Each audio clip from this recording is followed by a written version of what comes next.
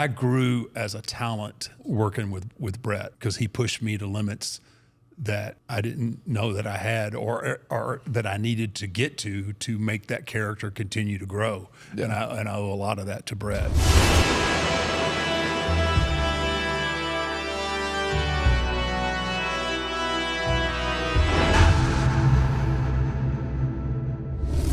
Well, man, how you doing, brother? It's just us today. It's just, well. And, you know. Our mystery partner. Our mystery partner. We have this ready for when the podcast really takes the big dump. It's going to go in there.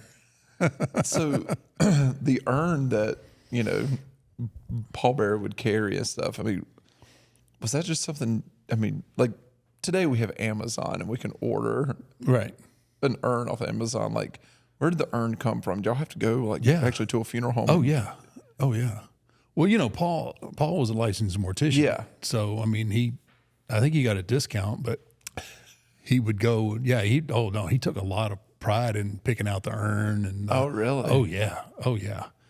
And the original one, when it got all banged up and busted up, we stopped using it, and we actually went to this version for a while. He didn't like it because it was so heavy, but the original version that we used, they stopped making. So. This one's heavy, man. This one. Yeah, I'm pretty sure this is the first time I ever even have put my hands on an urn, to be honest. Really? Yeah, Does it creep you out or anything? It doesn't creep me out at all. Can I death throw it does on not. you?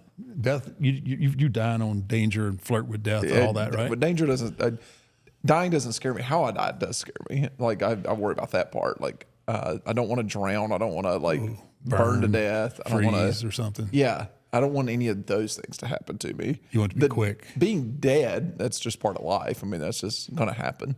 So that part I've never cared. Like, well, I'm going to die. Everybody dies. Everybody's going to die. Yeah, right? That part's not a big deal to me. It's just like how I'm going to die is that's something I probably think about. I promise you that I will not have anything to do with the death of Matt Lyda. Does that make you feel better? It will be his wife. Yeah, it will be his wife. I worry about Amy more than I do you at this point. So, but no, the set is evolving constantly. Right. This is nice, man. Yeah. We look classy. We've cleaned it up. Very minimalist look to it right now. We're going to get this right one day. One day. And then the last episode is going to be great. This is going to look really good on the last episode of the show. Oh yeah, the last episode. Not the last episode we recorded. We'll have it perfect, and then we're going to be out. Screw it all. Maybe we'll just film like an hour and a half of nothing but the set. And just run that and see how many views we actually get. They're just waiting for something to come up. And then, would it be something then if like all our views and everything just doubled, and then we weren't even here? Greatest podcast ever because Matt isn't talking. Well, that was easy. I'm not even going to take it. I've got a buddy that recorded himself sleeping and got over 1 million views one time. He just set his phone up on Facebook and visual recording or just his audio? No, he just put his phone up and recorded himself sleeping one night and got over 1 million views. Serious? Just him sleeping. Yeah. What's wrong with people? People will watch anything, man. Obviously. Yeah. I mean, we're proof of that for sure. What the hell? Yeah, but he that was his intention, just to see how many views he would get. It's he does a lot of comedy stuff and everything else. He has a pretty decent following, and he was just like, let's see what people do, and plugged his phone up and everything else so it wouldn't die, and just I think it may have been on Facebook Live or something like that, and went for 7-8 hours of him sleeping. So you hear him snoring and rolling, tossing back and forth and everything else in the bed. Did he fart or anything? Probably so. I mean, I didn't watch 8 hours of Jack sleeping. That does makes no sense to me, but why somebody would do that. How bored do you have to be to watch somebody? Dude, But I mean, okay, so 'cause you know me, I don't know anything about anything we're doing. Well, we joke about it, but it's actually very serious on my part. So, like, if somebody posted that and someone just like clicked on it for 10 seconds and then click off, is that ad? That counts as a. That gets you a view. Yes, It gets you a view. Yeah. So you have to watch for a certain amount of time to get a view, right? And it's not very long. I mean, it's seconds, to be honest with you. So yeah, like But there was 1 million people that watched at least, we'll say, 10 seconds. Exactly. Yeah. And, you know, he doesn't have 1 million followers by any means. So that means it's getting shared. That means, you know, people are talking about it to where it's getting in your feed to where it's going to. So like if people don't necessarily follow this page, but let's say they follow WWE or they follow Cody Rhodes or whatever, this is it's called a lookalike audience. Our page is going to get in front of them. So apparently, if they don't follow this guy that's filming himself sleeping, but they're following other people that put out ridiculous content, it's going to get in their feed. So they're watching other ridiculous content as well. This is like the algorithm. The algorithm, man. Like that? You know, knew that, right? Look at you. You are a YouTuber. You know, that's at the core. At the core, you are a YouTuber. Mm-hmm. You know, it's funny. Chris Manfleet was like, he goes, man, you guys are really doing a good job, Matt. He goes, what y'all are doing? He said, guys, you're 15, 16 episodes into this thing and you're already the #1 pro wrestling. He goes, you're able to not do this in like 3 months. I was like, Taker's also got a 30-year career. that has helped this massively to get to where it's at. I was like, let's not. I always just think it's like, okay, he's had this stellar career. Now let's watch the train wreck. And I think the train has had some bumpy moments on the tracks, but I think it's getting smoother as we go. I mean, we just finished with an interview that may literally derail the entire thing, but we'll see. Yes. Yeah, that's either gonna be really good or really bad. A lot of people are going to maybe question your personal life of who you choose as your friends. They may look at me and go, you know what? Matt's not that bad. Run, Matt, run. You know, they may actually start pulling for me now. And, you're going to switch babyface on I know me. I might go babyface all of a sudden here. But oh, man. But no, it's, yeah, I really appreciate the support that the fans have given us. We have become the #1 pro wrestling podcast. We've been in the top 5 of sports podcasts. We've been inside the top 100 of all podcasts in America, which is insane to think about. I think the thing is, though, being in that top 5 of sports podcast, man, we're right around the corner from college football and the NFL. This podcast may switch. If we can make it to football season. This podcast may go, we might just become a football podcast at that point, if that's the case. Because I don't think about much more when football season starts. I don't think much more than college football and pro football. That's all I think about. Man, I would love nothing more than us to sit here and talk some football every week.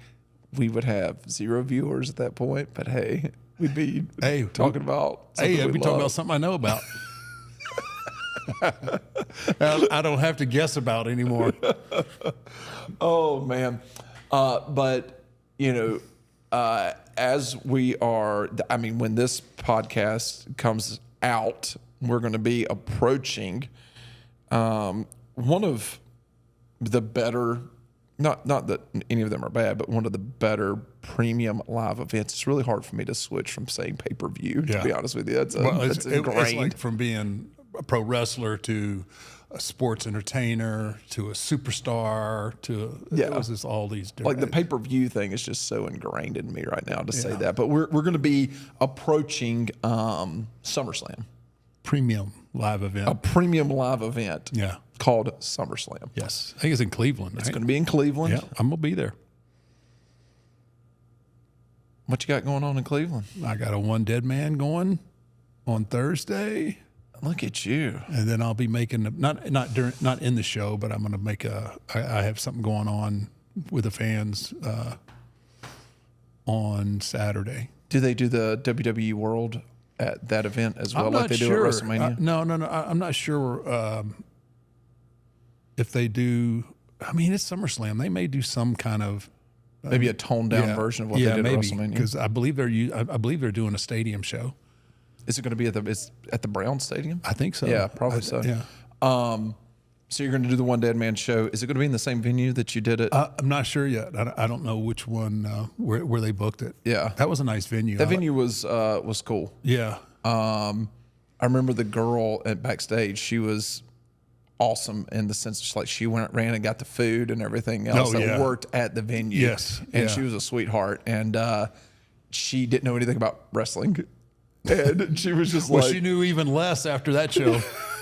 She didn't know anything about wrestling. And but she was like, he's a really nice guy. She's like, is he one of the bigger names and all that stuff? But I was like, well, he's got his own, One Dead Man show. Yeah, I was like, he's definitely a big deal. But all I remember was like, you got that bone broth that she ran and got. Oh, and it was good. Yeah, you were talking. That bone broth was good, man. Yeah.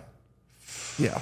So Cleveland SummerSlam is coming up. One Dead Man show. Is there tickets available? Do you know, or have you already sold it out? I mean, you. I'm not even sure they've advertised it yet.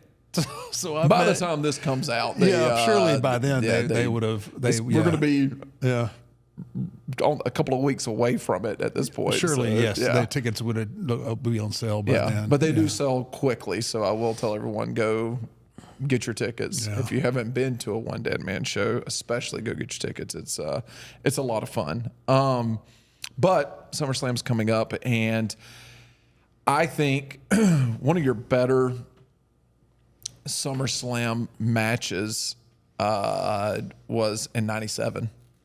You wrestled. Was that Bret Hart. And you guys, blew the roof off the place that night. And, that match, you were the champion. Mm-hmm. I was going in. But you were the champion going in, teardrop on the cheek, during that era there. But you were the champion going in, and it was that was a one heck of 35 minutes of just textbook. So I don't really talk enough, I don't think, about my matches with Bret. So yes, did you take my advice? Take your advice? Yeah. On what? The thing. Oh, the thing. The thing. The thing. Oh yeah. Yeah. Blue Chew is part of my daily vitamins. Daily? Hey man. Good on you, mate.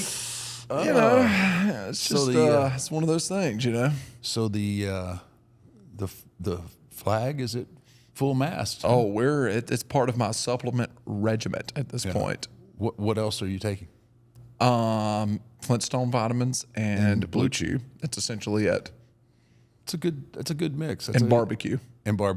Yep. Those things together have reignited my marriage and has taken our 22-year marriage now to new heights. New heights. Oh, yes. See, I don't steer you wrong, brother. Brother, let me tell you something. I'm listening to your advice moving forward. Brother, it's the real deal, man. Oh, yeah. It's like steroids for your wiener. But legal. Hey, man, I'm taking my Blue Chew and saying my prayers, if you know what I mean. I see what you did there, right? Yeah. Oh, yeah. Come on, hit me with one. Oh. Let me tell you something, brother. When you get the Blue Chew in you, you just chew it and do it. Just chew it and do it. See? Oh, yeah. Easy, but easy now. Take your Blue Chew and say your prayers. Yeah. Like, good man. Well, you're married. You don't have to say your prayers. Like, hopefully, yeah, it's chew it and do Hopefully, it. I don't have to take any other medication after this. No, man. But no, Blue Chew is an absolutely great product. And, it's something that, hey, if you just want a little boost in the bedroom. I'm telling you, steroids for the wiener. I like. Can I say that? I think that should be the new Blue Chew slogan. Steroids for your wiener. Makes it hard and vascular. And that's too much. That might have been too much. Is Blue Chew considered a performance-enhancing drug? I would think so. I would think it is. But is it? But it's not. I don't think it's banned on the USADA. It shouldn't be. No, it should be encouraged. It should be encouraged, right? Relieve some stress, bring some happiness to some folks. That's exactly what you want. See, it's multiple. It serves multiple purposes. Absolutely. Why don't you tell our people a little bit more about Blue Chew and how they can get some at a discount? Oh, the discount. That's the key part. Chew it and do it. Blue Chew is a unique online service that delivers the same active ingredients as Viagra, Cialis, and Levitra, but in chewable tablets. It's just easier. It is. It's just easy. You just put it in there, you chew it, you do it. I'm just saying. Chewable tablets at a fraction of the cost. You can take them any day, anytime, or night. Ooh. So you can plan ahead. You want to have date night. You know how to finish it off with the dessert. You know what I'm saying? You can plan ahead with breakfast, or be ready whenever the opportunity arises. The process is simple. You sign up at BlueChew.com. You consult with one of the online licensed medical providers. This is no gimmick. This is the real deal. This isn't gas station boner pills. No, absolutely. But and once you're approved, you'll receive your prescription within days. And the best part, it's all done online, brother. Discreet. So no visits to the doctor's office, no awkward conversations, no waiting in a line at a pharmacy. Blue Chew's tablets are made in the USA, very important to us, and prepared and shipped direct to your door in a discreet package. Just like mine. Just very discreet. Blue Chew wants to help you have better sex. Yes. We all want it. We all want it. We all want it. Bad sex is for the birds. It is overrated. Discover your options at BlueChew.com. Here we go, baby. Chew it and do it. And we've got a special deal for our listeners. Try Blue Chew free when you use our promo code 6feet at checkout. Just pay $5 shipping. That's BlueChew.com, promo code 6feet to receive your first month free. Best price ever. Free is good. That's a damn good price. Great price. Visit BlueChew.com for more details and important safety information. And we thank Blue Chew for sponsoring 6 Feet Under, the podcast, the end all podcast. Me and Brett were really close, out of the ring. Okay. I always Brett always carried himself, conducted himself like when he was a champion. I mean, he conducted himself in that manner. There was no doubt that he was not the world champion. We had a lot of good times together, like overseas and places like that. But one of the greatest things about working with Brett for me, because in the 90s, everything was about the character. It was always setting that character and building that character. And Brett was wrestling. He was a wrestling purist, right? And he wasn't real gimmicky. In fact, when he talks about me, it's funny because he always calls me like doing the Frankenstein character, right? Don't worry, Brett. You didn't hurt my feelings. Never got under your skin. It never got under my skin one bit. But that's his analogy of that character. It's Frankenstein. I understand the analogy But when I got to work, when I got the chance to start working with Bret, and it's kind of, I think it started in Europe working over there. It allowed me, well, it didn't allow me, because he was the champion and I loved the way he worked, his style and everything. Like I had the character down, right? And I was like, man, I want to be more. I want to be known more than just this character. And Bret, he worked as much as he could within himself to get the character over. But Bret had wrestling matches. Yeah. So it allowed me that opportunity, which I wanted, to be able to showcase the fact that I could work. Yeah, I can do this character and I can make you believe this character, but I also wanted to be known as a worker. Like I wanted my name. I didn't want to be known, oh man, that was one of the greatest characters ever. I also wanted to be known as one of the great workers. And Bret, working with him allowed me to do that because his work was solid, and he was only going to go so far within the range of the gimmick and everything. Yeah. And I like that because it forced me to figure out how to have good wrestling matches and be in character too. And once we figured it out and we got a formula of kind of the things that work with us and the things that didn't work with us, man, we had some really killer matches leading up to that match. But there was a match that we had in the UK.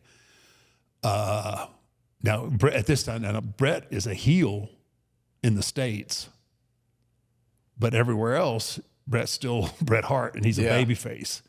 So we go, oh man, it was either Manchester or Birmingham, and I wish I could remember, but I don't remember exactly which. It's one of those two cities we have this match. And man, now this is a non-televised match, so it even gives me a little bit more liberty to work and stretch that character. But I think we went 45 minutes in a house show, and we took this crowd on a ride that you would not believe. It was one of those situations where, like, 1 minute it's let's go Taker, and then the next minute it's let's go Bret. And then there's one half of the building yelling Undertaker, and then the other half of the building is yelling Bret Hart back and forth. It was just an emotional roller coaster that we took the audience on, and man, did we have it was one of my best matches, I think. Really? Yeah. This was a house show. And it's just a house show. And we had just, like I said, I guarantee we went 45 minutes if we went 10. It was just, and we were in a flow, and we had each other's timing, and we thought alike. We thought a lot alike as far as it was fun. And then we get to the SummerSlam match, and by then we're dialed in. How long had y'all been working together? I mean, probably off and on a good bit, but I mean, like, how long do you think it took for y'all to sync up? Because I think of Bret Hart, and I just think of this tactician inside the ring, right? And now you've got, early on, especially with you, just this character that's no-selling a lot and everything else. And it's like, I felt like you probably stretched Bret just as much as he stretched you when Probably it came so. to, Bret now has to figure out. I watched a match that y'all had Madison Square Garden in '92, where it was like he would do things and you were, you'd fall out and you would just sit right back up immediately. Oh, in '92, yeah. There was a moment where he's climbing up to the top ropes, and he did something that I thought was just perfect for who he is. He did something just absolutely perfect. He gets up to the top rope and he turns back, and you have now set up, and he just sits on the top rope and just drops his head. And it's like, that is Yeah. That is so good right there. That moment of, and you took your time as well, of you sit up and you just kind of look over, and he gets to the top rope. He thinks he's got you finally. Right. And he turns around and sees you, and the frustration, and he's like, oh, and he goes to start climbing to the top of the I remember turnbuckles. that. I remember that. That's just storytelling. That is what at the essence of what we do. That is just great storytelling, and to see, because that's not how Bret worked, but Yeah. Bret was smart enough in the moment to show the frustration of like, what do I have to do? The man of 1,000 moves or whatever. Right. It was, What do I have to do to keep this monster down? And it's such a simple thing though when you Yeah. think about it, but how much it meant and how much it stuck out to you. Yeah. And that's the key, and that's one of the key elements to being a great storyteller. It's not the moves that you do. Yeah, the moves are cool and they're vital to the match, but it's those in between transitions that make everything tie together and makes the story. And you could feel Bret's frustration. He was so frustrated because he's done everything to He's you worked that's worked with everyone else that he's wrestled. Everyone else that he's wrestled, they're done. They're not getting up, and you just kept getting up. And it was, instead of him just running over kicking you, it was, Jesus, why? What's up with this guy? Right. Why can't, what is the next move that I can do to even do anything? How can I even do anything to this man? That Madison Square Garden in '92 is just, to me, it was a phenomenal match on both ends, because you were a no selling SOB at that time. Oh right? yeah. No, yeah. 92, I didn't sell anything. And you're in there with, pound for pound, the greatest wrestler of all time. And Yeah. and he is so frustrated. But I think that stretched Bret, though, as much as it was, especially in '92. I mean, you're still early in that character, Right. and you're developing that character, and he is Bret Hart in '92, but he had to dig into a different part of his toolbox as well, I think, which is. And I think that's cool, and I think that's one of the interesting elements of matchmaking and good storytelling is making people sometimes making them get out of their comfort zone and doing things a different way, just to show how important a match is, what it's going to take to win. Because you see, a lot of times when you watch matches, you'll see the same thing over and over and over, the same moveset, the same deal, the same thing. But when, like you said, things that you've seen him drop people with and keep them down, now it's not working. Now you feel the struggle, like, wow, whether you're an Undertaker fan or you're a Bret Hart fan, like, dude, what is Bret going to have to do to keep Undertaker down? And then when he does that, when he shows you the frustration that you're thinking, this is like, man, that's magic. That is the magic of what it is we do, and it's core. And that was in '92. So by the time we get to '97, I mean, we've had several matches, and now we've figured it out. And I remember one of the great things that he did with me he would do the figure four on the post, and then fall back, which was one of those things that allowed me not to.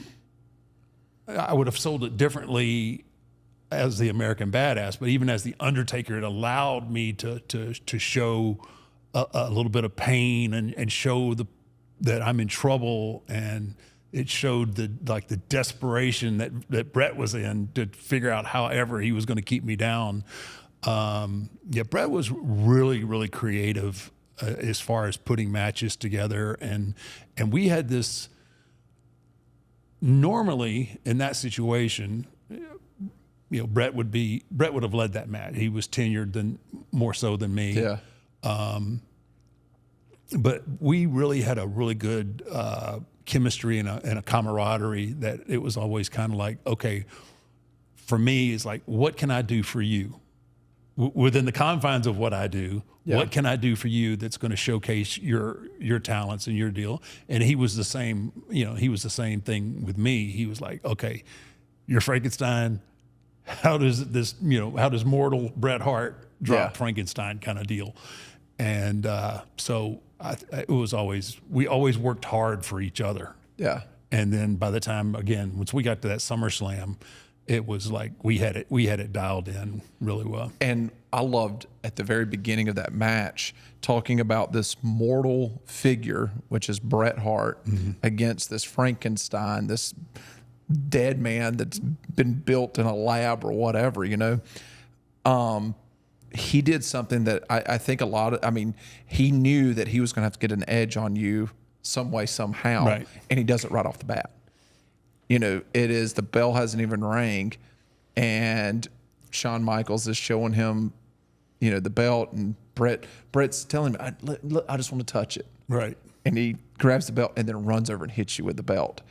And I thought that was so smart of him. Bell hasn't rang. Let me get this edge on him. Shawn's got to call this match down the middle. Right. There's so many different things here. But he knew he had to get an edge on you. He knew that he had to do something to get a leg up. I thought what was funny, and I'd like to hear from you on this, was you look like your jacket wrapped you up pretty good there at the beginning. You were trying to get out of your coat. Oh, that's when he hit me. Yeah. Oh, yeah. You're trying to get out of your coat, and I'm watching this thinking to myself, I wonder if he was really like wrapped up in this jacket. He was trying to get out of his coat, or was it? Did not.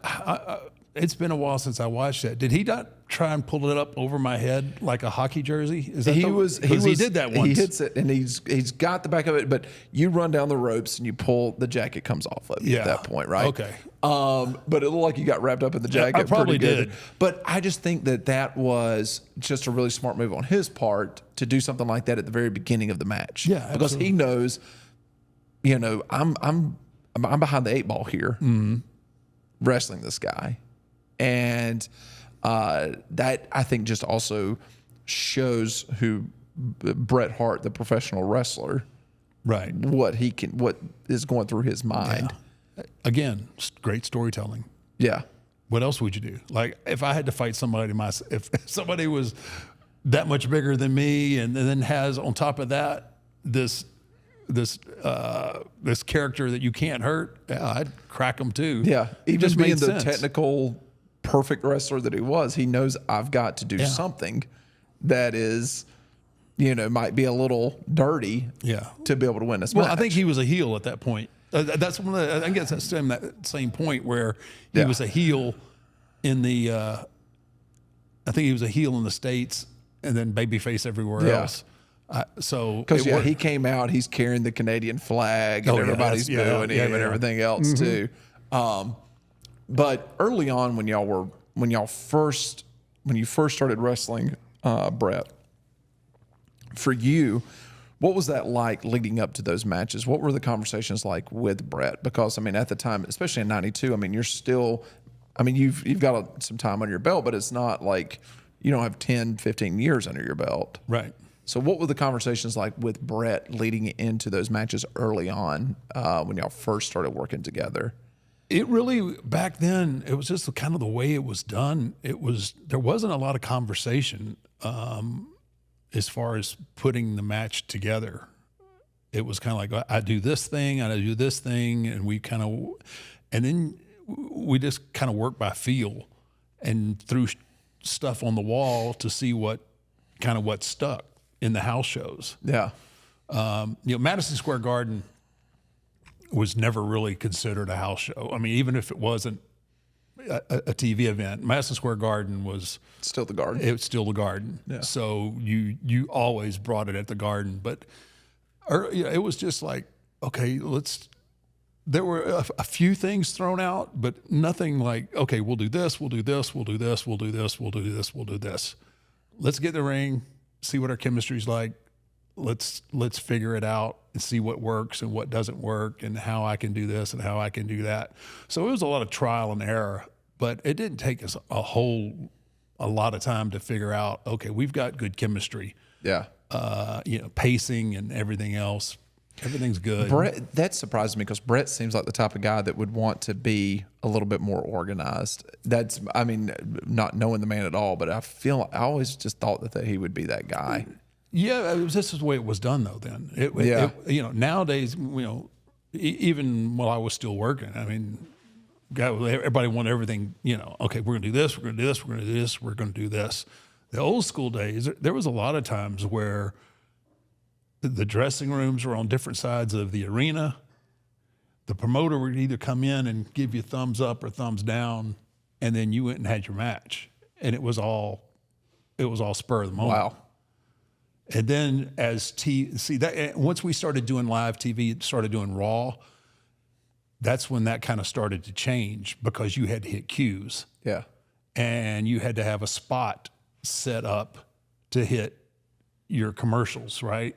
And then when you come out of commercial, so then it just kind of morphed into matches. Everything kind of got laid out. And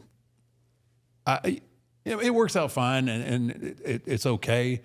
But when something doesn't work, you got to have the ability to audible. Yeah. And there's a lot of times where if you don't know how to work like that, like if you don't know how to work off the cuff and the things that you're doing and you're hearing nothing but crickets, and you don't know how to audible, like a lot of times the guys can't get off the, we got to do this. We got to do this. We said we were going to do this. We're going to do this. Yeah. And if you're not able to go, okay, this is not what we planned. This is not working. Let's try this. And sometimes that means, there's nothing at all you're going to be able to do that's going to be able to get them. And you have to be like, oh, let's just go. Hit me with something, hit me with your best move, boom, and we're going to go home. Because that's what's needed. That's what they want. And that's what it was back then, it was out there and you work by feel. And that's what I love best. And that's why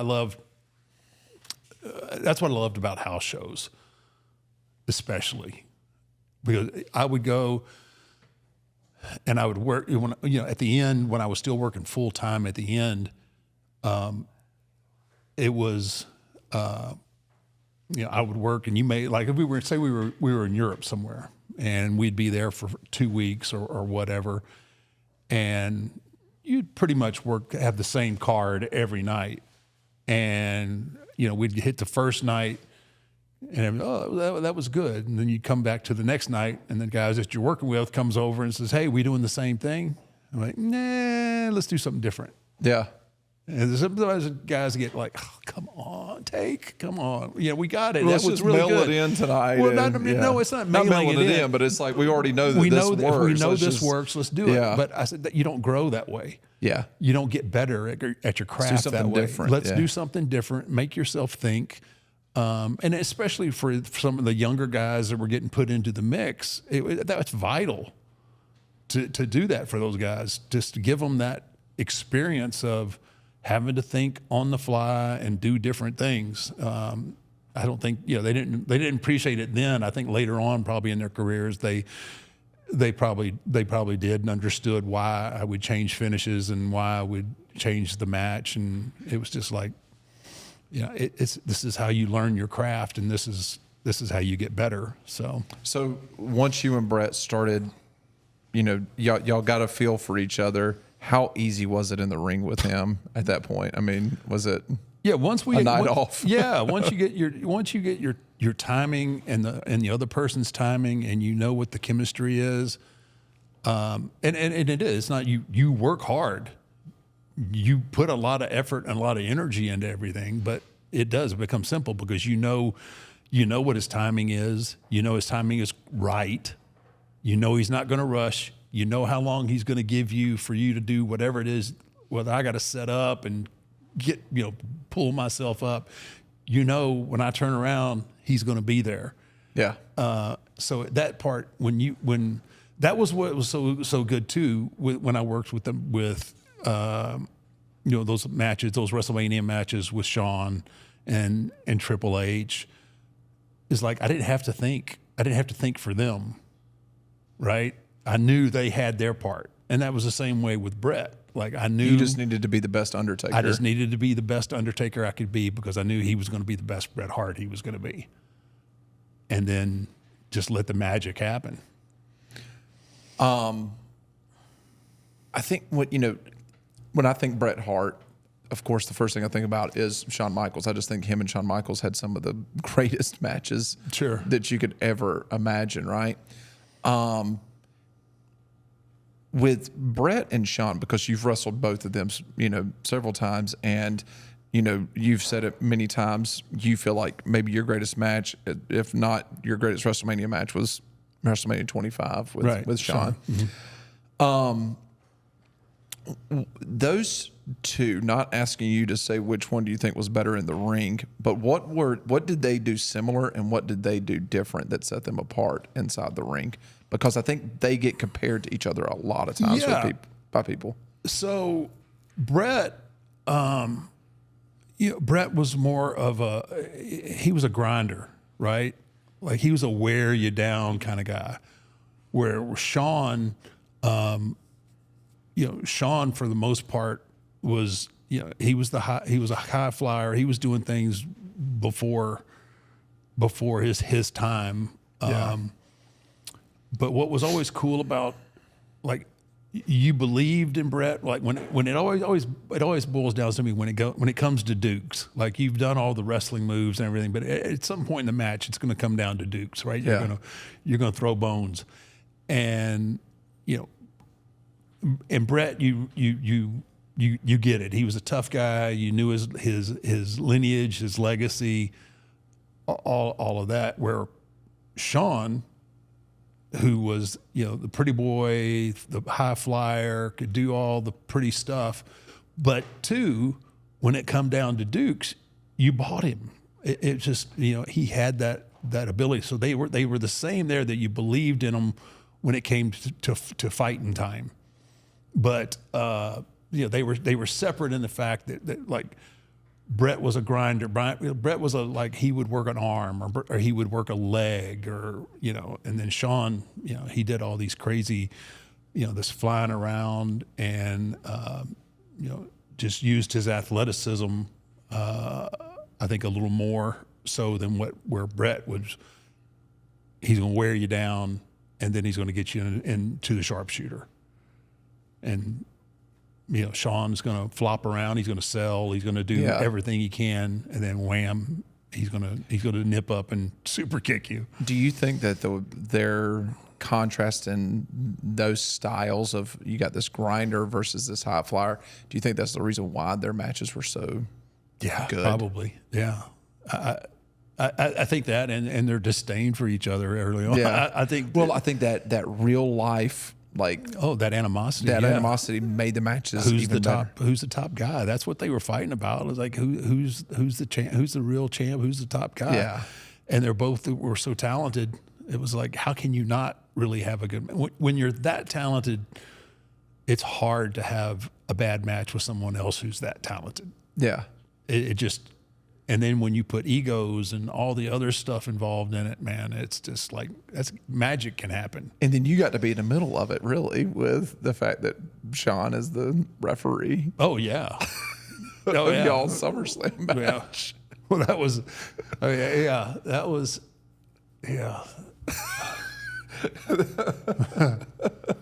that was good, man. That was a great spot. The finish of that match. Yeah. And that,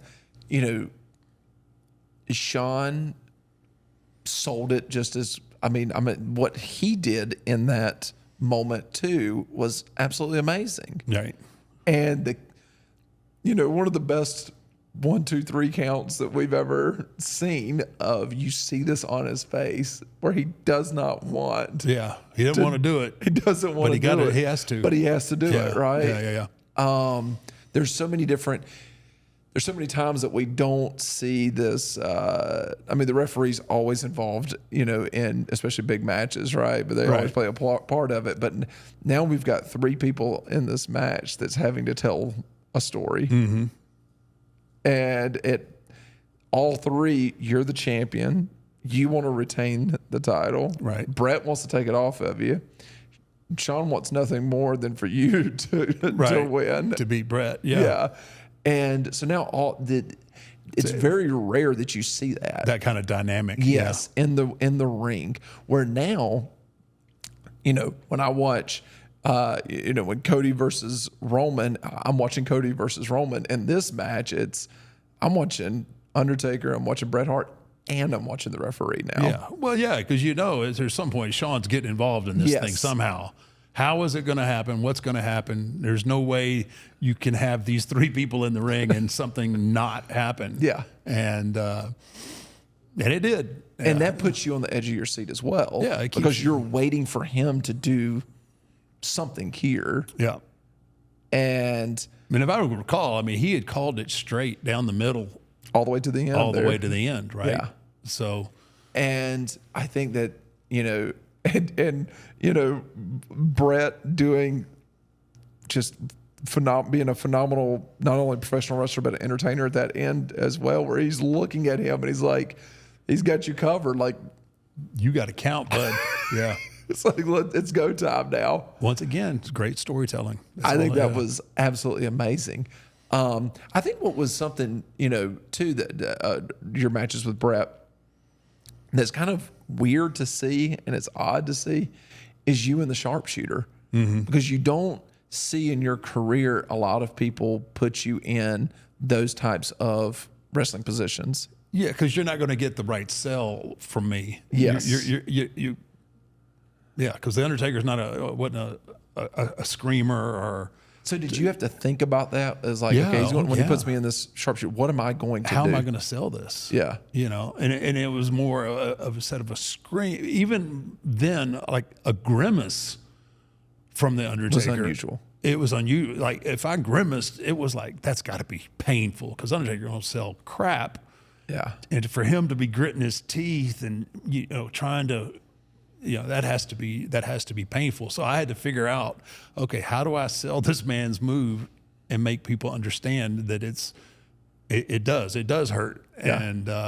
And how do I do it that protects my character in the process? So, and that's that part right there is really tough because not only are you having to protect this Undertaker, nothing hurts me, but you want to do the right thing by protecting Bret's I got to protect his finish. Yeah. And now you're playing 3D chess at that point. I feel like where it's and I tell you what, and to Bret's credit, I'm trying to think which one it was. It may have been. Was it in this? I don't know. You just watched it. It was in the Summerslam match where I kicked out of the sharpshooter, where I shot him out through the ropes. I think so. Bret, nobody did that to Bret. No. Out of the sharpshooter. When he put the sharpshooter on, match is over. And he did that for me. That was him. That was him putting that character over. Yeah. Like no one had ever broke the hold. And now I'm shooting him from out of that position. I'm shooting him out through the ropes onto the floor. And then the look on his face, like, what in the hell is going on here? That's just, man. And that just goes back to him going, how is the mortal Bret Hart going to ever finish this man tonight? Yeah. And if you think about it, it's him allowing that ending to kind of happen the way that it did too.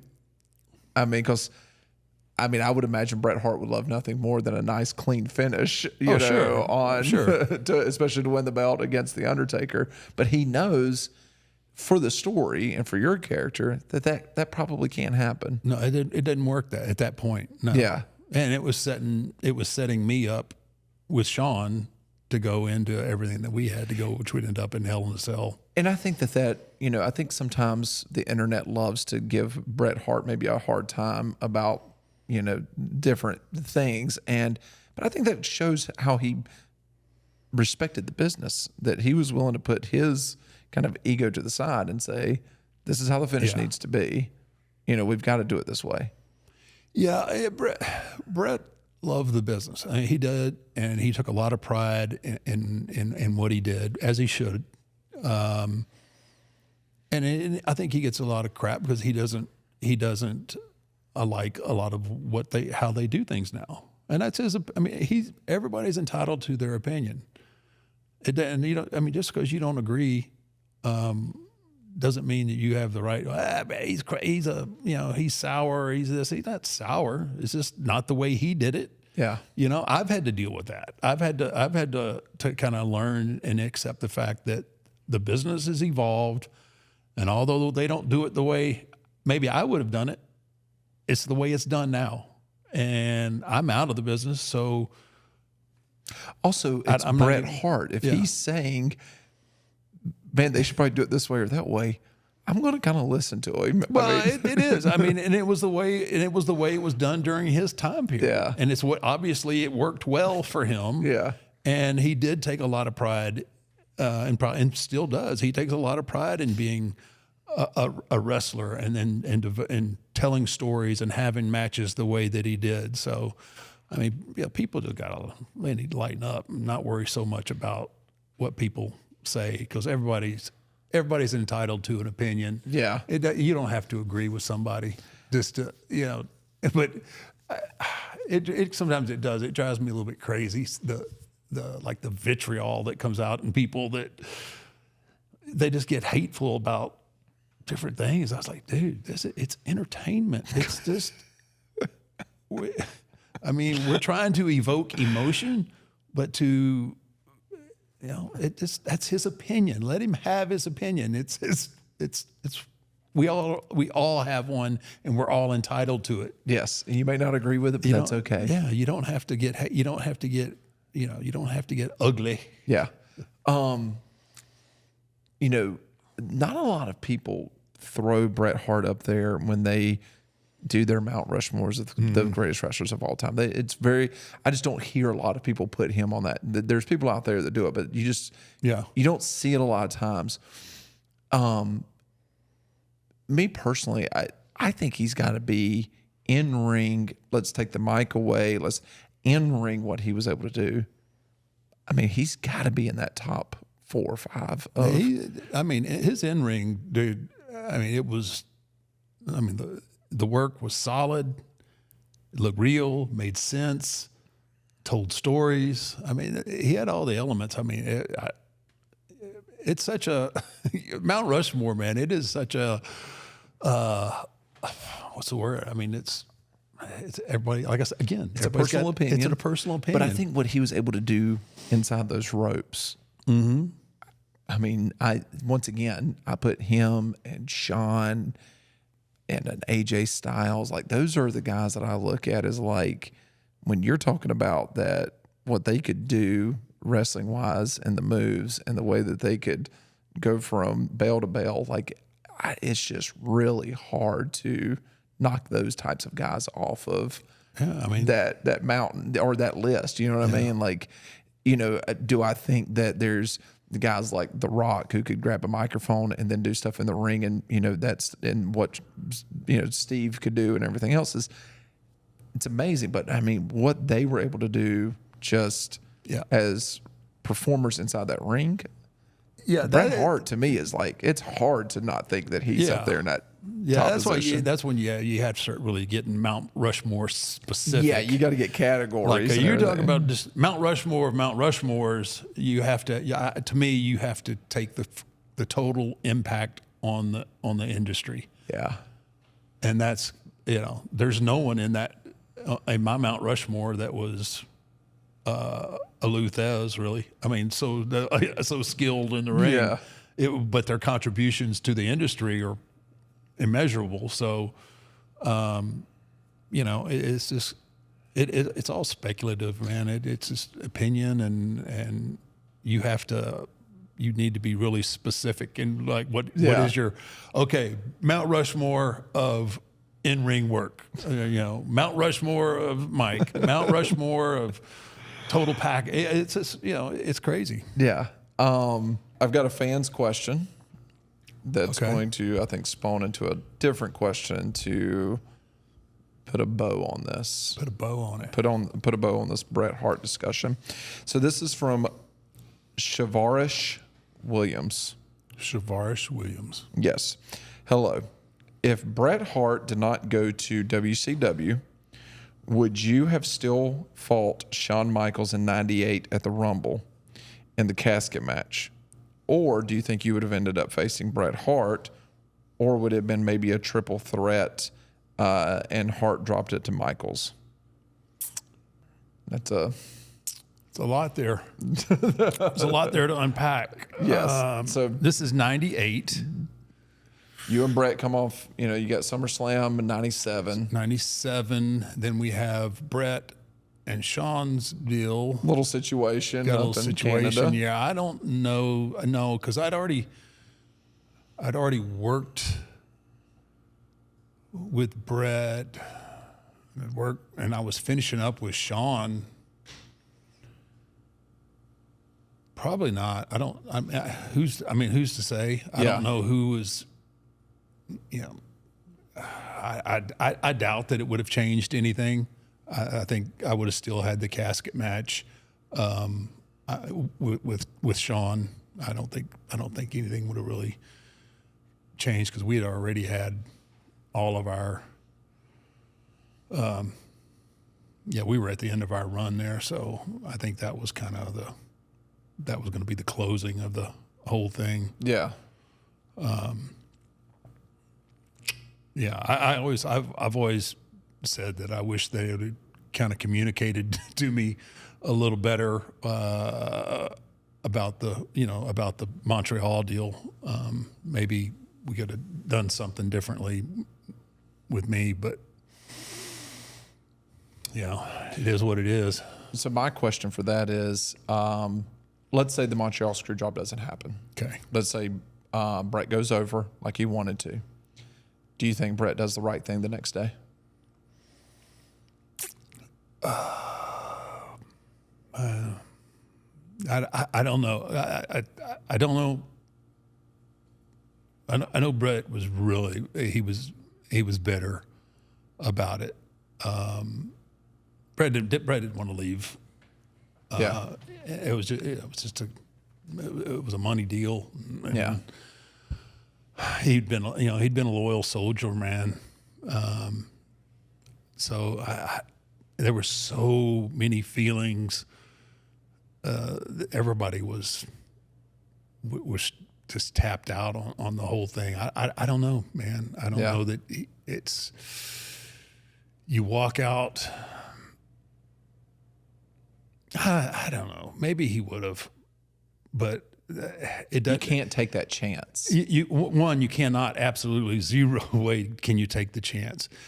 I will say that he probably would have. I'm going to say he probably would have gone on TV and dropped it. No, not dropped it, but give it away or give it up or vacate it, whatever the word is I'm looking for.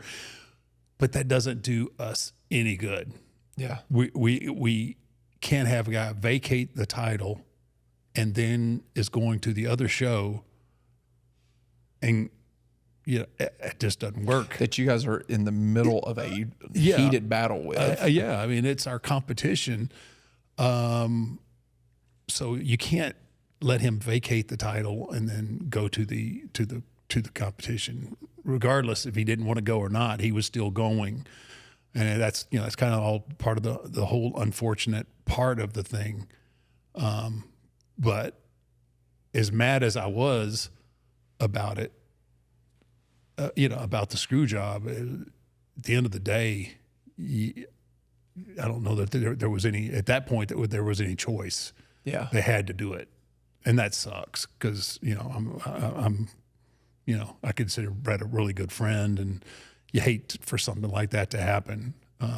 But I know Bret wanted to stay, and it's just it's just one of those situations. It's really unfortunate. Really unfortunate situations, but and I think what sucks too is with Bret and Shawn is the fact that for them to both have the stellar careers that they've had, that's the one question that they probably get more than any other question since it's happened. They probably get asked about the Montreal Screwjob more than anything else. Probably, yeah. Yeah. And you've got two guys that, like I said earlier, I consider when it comes to in ring, I don't, it's hard to find two better. It's hard to convince me that there's anybody better than those two. And that's kind of what everybody talks about when it comes to those two. And that's a shame because they were both, they had, like you said, they both had such stellar careers, phenomenal careers. And you get asked about one, like a political hit job and something kind of a that deal. both of them aren't very proud of. They're No, not why proud. would That you wasn't be? their best moment. No, why would you be proud of that, right? That sucked, man.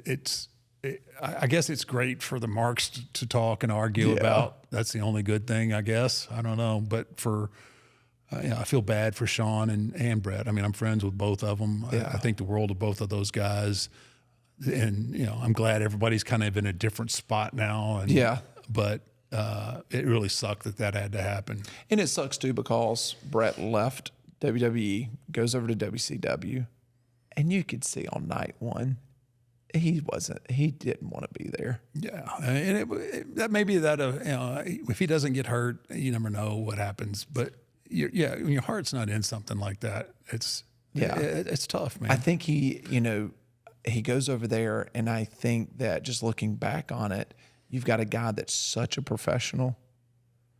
And I mean, just the stories I've heard of WCW during that time, maybe the professionalism wasn't quite there.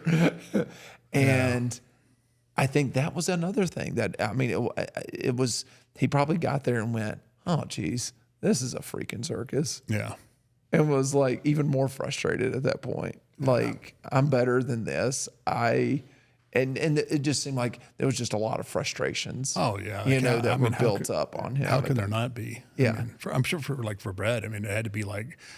was like he was on the Patriots dynasty team, and then he got traded to Washington, right? Yeah. I mean, it's like, oh crap.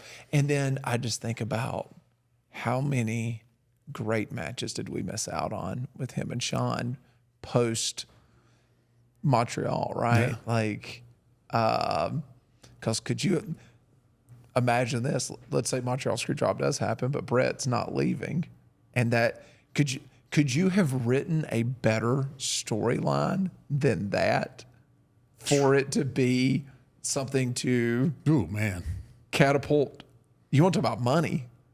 It would have been, Vince would have been the anti before Austin. Yeah, the whole this Austin is stuff, this is a Bret Hart and Austin, or Bret Hart and Vince McMahon's. I guess everything happens for a reason, but man, it just sucked for. But what a storyline that would have been a great. That would have been an awesome storyline. I mean, but it was real. Yeah, like what happened in reality? It's almost where, if the pride could have been swallowed at that point, in hindsight, Vince probably should have ran down that hallway and been like, "How much money you want? Yeah. let's run this back and let's do this and let's go make a ton of money." But you've talked about it before, working with smaller guys and stuff. I think what you and Bret Hart were able to do in the ring was pretty dang special, and it doesn't get talked about as much as it should. And I don't talk about it, and I really don't. Why? I guess there's just so many the same type questions. But I grew as a talent working with Bret, because he pushed me to limits that I didn't know that I had or that I needed to get to make that character continue to grow. Yeah. And I owe a lot of that to Bret. Were you and him similar in the sense of, like, I feel like you take professional wrestling very serious. Mm-hmm. Were y'all the same in that, where it was like, I expect everyone in this locker room to go out there and give it the same effort I'm giving, whether you're wrestling the dark match or whether you're in the main event. Everyone's going to give the same effort, and if you don't want to give that effort, you shouldn't be in this locker room. Yeah, no, absolutely, 100%. He was that guy too. Yeah, oh yeah, absolutely. Yeah, he took a lot of pride in being a professional wrestler, as did I. And we burnt the we burnt the midnight oil, but it was never allowed as an excuse for the next day. Yeah. We can go out and we can have fun, and we did. We partied hard, but man, don't let it affect tomorrow, because you're going to get more heat than you want. Yeah. So, but that's just the way it was then, and everybody, I shouldn't say everybody, but you knew what was expected of you. Yeah. And he set that example. I mean, because he was out too, and I same way. Like, I was out every night, and my crew was out every night. Everybody had to work hard. That was just it. And if you were dogging it, you know what's coming. When you come back through the curtain, you knew what was coming. So you just had to weigh it out. Like, okay, can I run? Can I stay out all night? And can I give my best effort tomorrow? And most guys learned how to do it. So Yeah. Well, I loved watching Bret wrestle, and I can only imagine what it was like to be in the ring with a guy like him. So this is like, everything made sense. There was not really anything that Bret did that didn't make sense. You'll watch some certain things sometimes, and you'll go, what? I don't really get what that was. Everything that Bret did was setting up the next thing that Bret was going to do. there's purpose behind everything. Yeah, there was a purpose behind everything. Every punch thrown, every kick thrown. That's just next level, in my opinion. Yeah. Well, it's just, it's the art of what it is that we truly do. Yeah. And I say it all the time. People get tired of hearing it, but we at our core, what we do is storytell.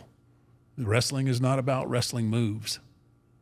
It's about telling a story, and we use wrestling moves to help tell the story.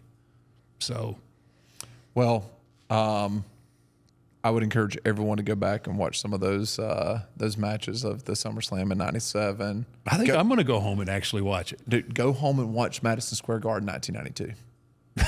I'm telling you, it's I wouldn't say it's a perfect wrestling match, but it's so good watching what Bret did with where your character was at that time, right, and how he reacted to it.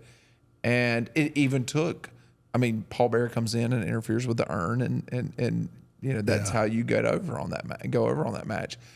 And it's just like, I just thought he did such a good job with what he was working with, in that sense of like, this guy just keeps sitting back up. Yeah. I've beat world champions with that move, and this guy just set up. Yeah. And it was almost like there was a look on his face where he just wanted to climb out of the ring and just say, screw it, and just go home. He had that look. Yeah.